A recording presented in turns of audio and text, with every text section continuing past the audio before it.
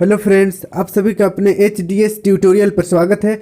इस वीडियो में हम लोग देखेंगे JCRT 6 क्लास का साइंस चैप्टर 10 का नाम है प्रकाश को जानिए। क्लियर है? इसका क्वेश्चन आंसर करने वाले हैं, तो वीडियो के साथ बने रहिए। और कहीं पर दिक्कत हो तो मुझे कमेंट कर दीजिएगा, मैं आपकी प्रॉब्लम सॉल्व करने की पूरी कोशिश करूँगा।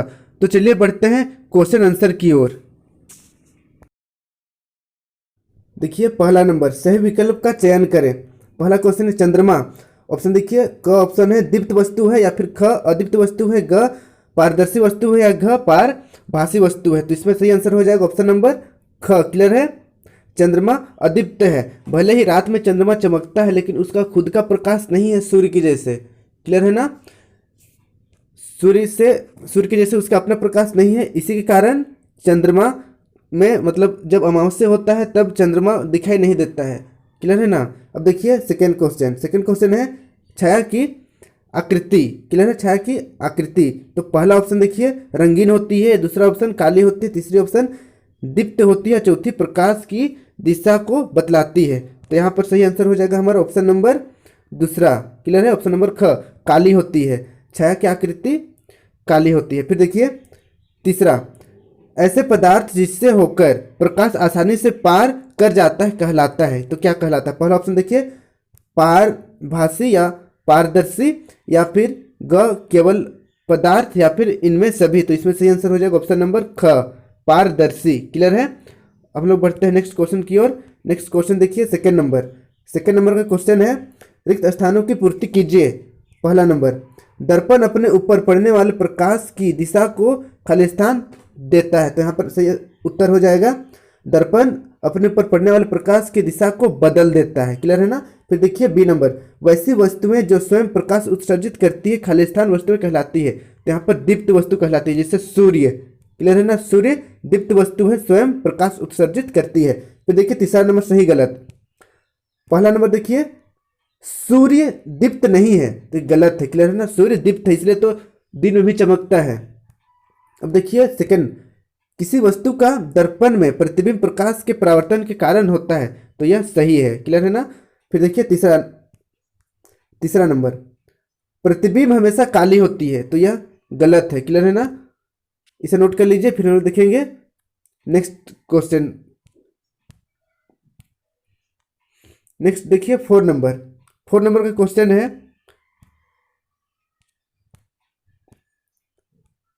किसी वस्तु को देखने के लिए हमें किस चीज की जरूरत होती है। तो इसमें आंसर हो जाएगा प्रकाश। क्लियर है ना? जहां पर प्रकाश रहेगा वहीं पर हम लोग वस्तु को देख सकते हैं।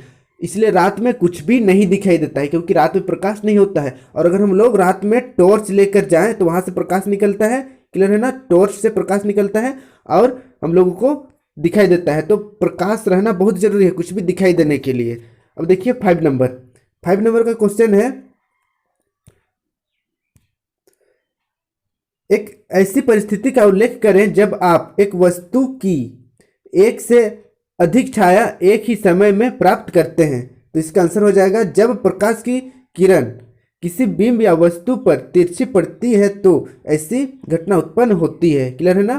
तो इसे नोट कर लीजिए। अब देखिए सिक्स नंबर, छाया क्या है? क्लियर है? छाया क्या है? तो इसका आंसर हो जाएगा छाया पर्दे पर पड़ने वाला एक काला क्षेत्र होता है जो किसी अपारदर्शी वस्तु द्वारा निर्मित होता है। छाया केवल पर्दे पर ही दिखाई दे सकती है। जमीन, कमरे की दीवार, इमारतें अथवा इस प्रकार की अन्य सतहें दैनिक जीवन में दिखाई पड़ने वाली अनेक छायाओं के लिए पर्दे की तरह कार्य करती है। क्लियर है? इसे नोट कर लीजिए। फिर हम बढ़ेंगे नेक्स्ट सेवन नंबर की ओर। सेवन नंबर का क्वेश्चन देखिए, प्रकाश कैसे गमन करता है? क्लियर है ना? तो इसका आंसर हो जाएगा सरल रेखीय मार्ग से, अर्थात प्रकाश एक सीधी रेखा में गमन करता है। क्लियर है? इसे नोट कर लीजिए, बहुत इंपॉर्टेंट है।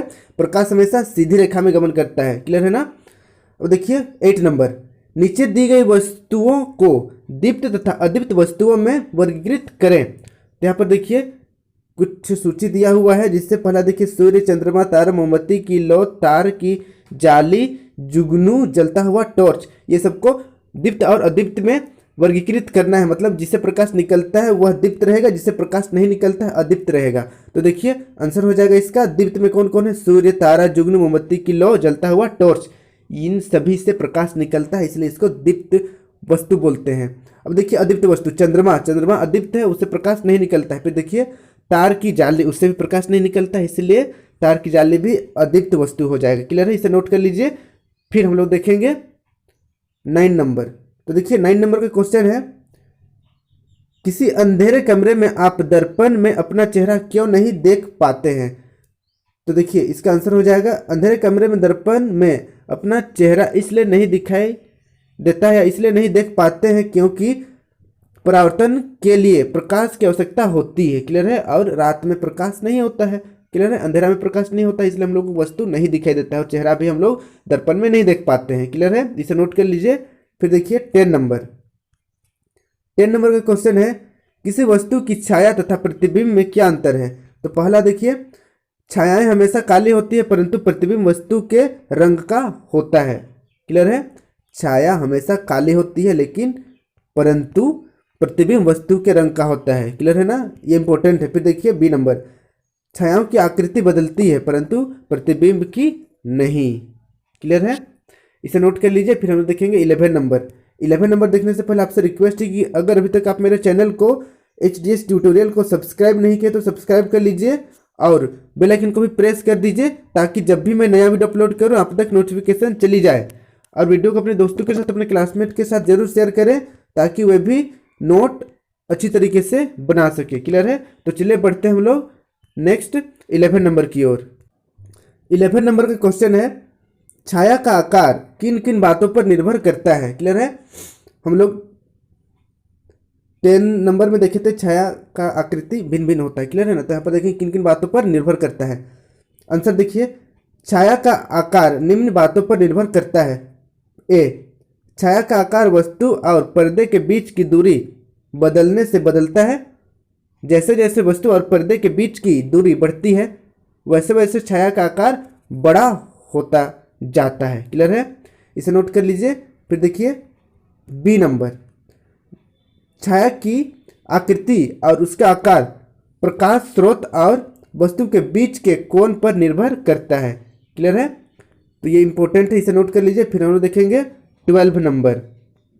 देखिए 12 नंबर का क्वेश्चन है, एक सूची छिद्र कैमरे का सचित्र वर्णन करें। क्लियर है, इसका उत्तर हो जाएगा, अलग अलग आकार के 2 बक्से लेते हैं, दोनों बक्सों के एक तरफ की पार्श्व को काट देते हैं, बड़े बक्से की दूसरी ओर एक छोटा छिद्र बनाते हैं, छोटे बक्से की दूसरी ओर एक छोटा वर्गाकार भाग काटकर अब छोटे बक्से को बड़े बक्से के भीतर धकेल दिया। इस प्रकार सूची छिद्र कैमरा तैयार हो जाता है। क्लियर है, यहाँ पर जो चित्र दिया हुआ है देखिए, पहला दूसरा तीसरा तीनों चित्र को आप लोग बना लीजिए, आंसर खत्म हो जाएगा। और इसे याद कर लेना, आप लोग इसे घर में भी बना सकते हैं। क्लियर है, बहुत ही मज़ेदार है। अब चलिए बढ़ते हैं हम लोग नेक्स्ट 30 नंबर की ओर। 30 नंबर देखिए, क्वेश्चन है 30 नंबर का कि नीचे दी गई वस्तुओं पदार्थों को अपारदर्शी, पारदर्शी और पारभासी में वर्गीकृत करें। तो देखिए क्या क्या यहाँ पर वस्तु है। क्लियर है, उसको पहले पढ़ लेते हैं हम लोग। देखिए है वायु जल दर्पण, लकड़ी का तख्ता, पॉलीथीन शीट, धुआं, कोहरा, छाता, दीवार, गत्ते की शीट, सूर्य, जुगनू, चंद्रमा, तार की जाली। तो यहाँ पर देखेंगे हम लोग अपारदर्शी पदार्थ में कौन कौन है, दर्पण है, लकड़ी का तख्ता है, छाता है, दीवार है और गत्ते की शीट है। क्लियर है, फिर देखिए पारदर्शी में कौन कौन है, वायु है और जल है। क्लियर है ना, फिर देखिए पारभासी में कौन है, पॉलीथीन शीट है, धुआं, कोहरा, तार की जाली। क्लियर है, फिर देखिए इसमें दीप्त अदीप्त तो क्वेश्चन में नहीं पूछा गया है परंतु थोड़ा सा एक्स्ट्रा यहाँ पर दिया हुआ है। दीप्त पदार्थ कौन कौन है, सूर्य और जुगनू दीप्त है और अदीप्त है चंद्रमा। क्लियर है ना, तो इस तरह हम लोग आज JCRT 6 क्लास का चैप्टर 10, काफ़ी रिक्वेस्ट आ रहा था, ये कंप्लीट हो गया क्वेश्चन सर। आप लोग परीक्षा का तैयारी अच्छी तरीके से कीजिए। Thank you for watching my video.